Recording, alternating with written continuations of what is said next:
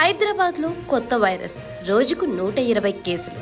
GHMC alert.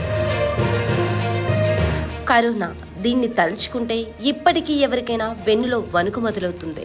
2020లో భారత్లో corona సృష్టించిన అలజడి, మోగించిన మరణ మృదంగం అలాంటిది. మరి కోట్లాది మంది ఈ వైరస్ బారిన పడ్డారు.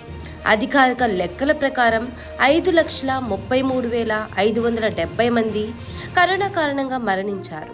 కరోనా వైరస్ తర్వాత అందులోనే అనేక సబ్ వేరియంట్ వైరస్లు వ్యాపించాయి. వాటిలో ఒమిక్రాన్ కూడా ప్రజలను భయపెట్టింది.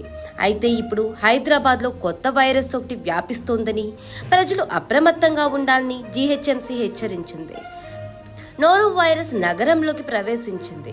రోజుకు 100 నుండి 120 వరకు కేసులు నమోదవుతున్నాయని, నగరంలో ఉన్న వారంతా జాగ్రత్తగా ఉండాలని సూచిస్తూ ఎక్స్ వేదికగా ఒక పోస్ట్ పెట్టింది. సీజనల్ వ్యాధులు ఈజీగా వ్యాపించే కాలం కావడంతో జాగ్రత్తలు పాటించాలని సూచించింది. వర్షాకాలంలో సాధారణంగానే డెంగ్యూ, మలేరియా, టైఫాయిడ్, డయేరియా వంటి వ్యాధులు వ్యాపిస్తున్నాయి. వీటికి తోడు ఇప్పుడు నోరో వైరస్ కూడా రావడం ఆందోళనకు గురిచేస్తుంది.